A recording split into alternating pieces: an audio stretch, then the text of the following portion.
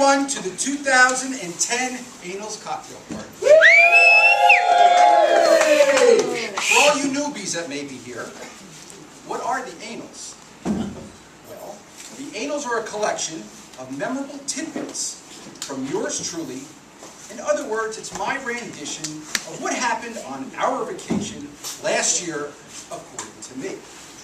The names have not been changed because there is no one innocent. Anything that I saw happen or that I imagine happened is recorded here for the world to hear and see, as we now are on YouTube under the Aruba Bunch. This is not meant to be mean-spirited or hurtful. It was done with love and respect to all my friends and family, soon to be ex-friends. Sit back and enjoy last year's memories and pray your name isn't mentioned. The Anals are written in one 5-hour stretch on a plane ride. On the way home, after that, they are medically sealed in a mayonnaise jar until this very moment for all to hear. Now I need to have a little bit of a setup first so you do understand. For the new people, what winds up happening, we never want our vacation to end, so we always stay in the month of June, and we just keep adding days. So our July 4th party is really held on June 34th. So you understand when I do come to that, all right?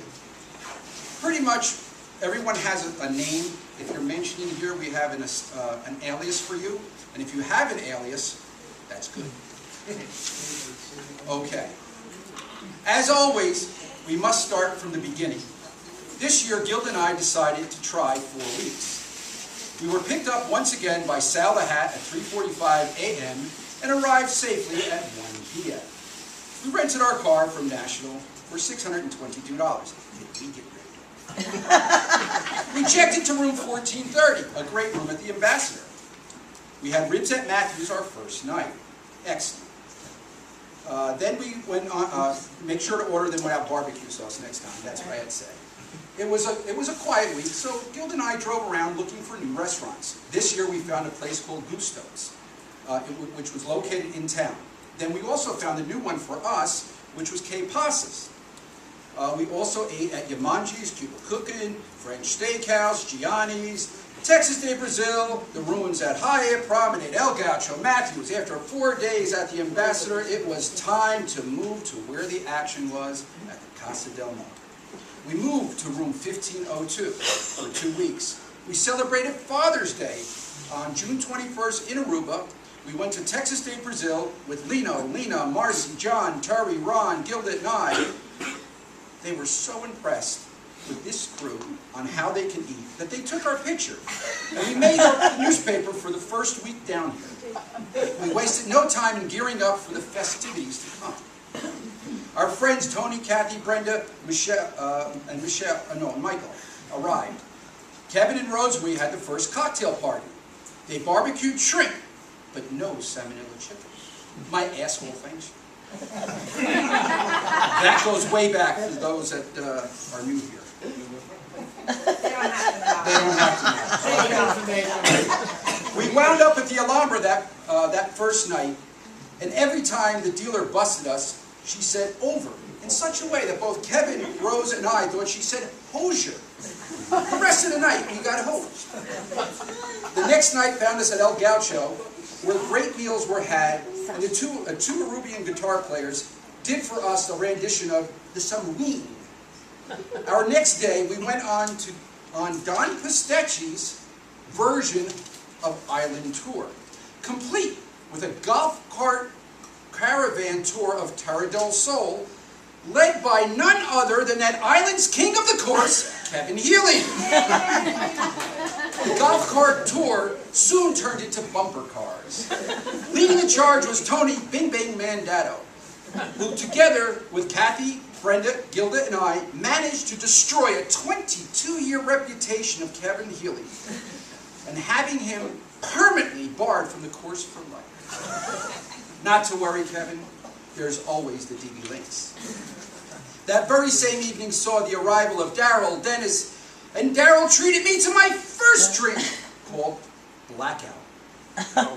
Then it was morning. Several anniversaries were being celebrated this year. Kathy and Tony's 40th anniversary and my Aunt Antoinette and Uncle Sal's 60th wedding anniversary. And of course, every restaurant that we went, it was always Tony from the Bronx, his birthday. What does Kevin's score and Tony's age have in common? The older they get, the lower it goes.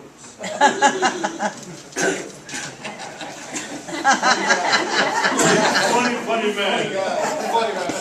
With the whole crew finally arriving, we were graced by the presence of Joyce, Wayne, Joey, Danny, Vincenzo, and his sons Steve, Vinny, Harvey, Carol, Joanne, Charlene, Brett, Baby Bo, Lou, A.K. Monkey, Laura, Brian, Monkets, Kevin, Mush, Emery, Aiden, Jen, I see you, Shannon, Dan, Michelle, Kevin, and Ro arrived earlier in the week for some alone time, which was interrupted by their new son, Tony, who crashed on their couch for the first 2 days. With the majority of everyone down, it was time once again to get down to business. We were glad to see all of our Aruba friends this year return. Seeing how bad the economy was this year, I'm glad they got their priorities straight. Fuck the mortgage, we're going to Aruba. That's right. Sunday, June 28th, the Polos threw the 2009 annual cocktail party where the reading of the 2008 took place. The party started at 6:30 p.m.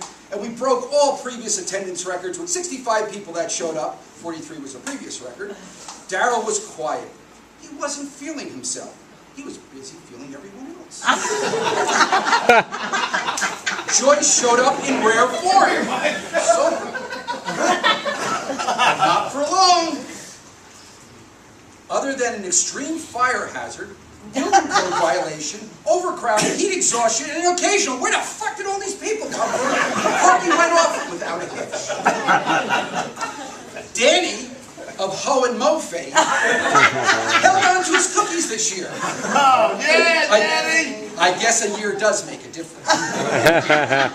After loud, thunderous farts and burps, we staggered to the Alhambra to try our inebriated luck. Joyce was feeling no pain, along with feeling everyone else.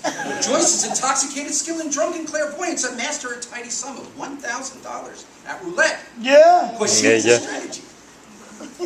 At the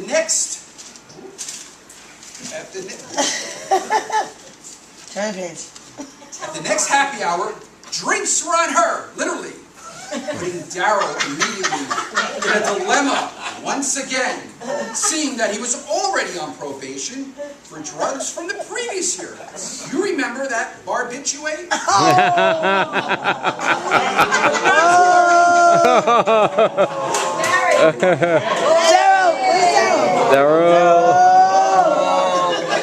But not to worry, this year she became the new Contessa and proceeded to help out poor Andre, who was overwhelmed when more than 3 people showed up. Joyce mixed and poured her heart out and came up with her own concoctions and was accepting tips and money too. We said goodbye to our friends Tony, Kathy, and ate at the French Steakhouse, still a very good value for $34.95 for the 5 In attendance were Brenda, Mike, Tony from the Bronx, John, Marcy, Ron, Terry, Larry, Lala, and Aunt Betty, a.k.a. Betty, Nurse Betty. Nurse Betty. At that day's happy hour, Lala told me that the devil always shits on the biggest pile. I'm not quite sure what that means. In the words of Johnny Cocktail, you know. Newcomer to the island, Michael Pizzi, pulled out what looked like a fake turd at the Alhambra and put it in front of Gilda at the Caribbean stud table. She immediately broke out in her contagious fit of laughter.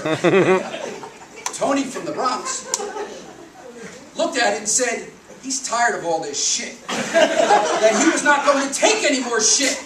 To which the dealer told him to cut the shit, so Tony tried to give me the shit, and I told him I don't need his shit. And to stop with the shit. As it was putting me in a shitty mood. Thanks, Mike, for being a shit star. The fake turd was later thrown into the ABC pool, and to this day,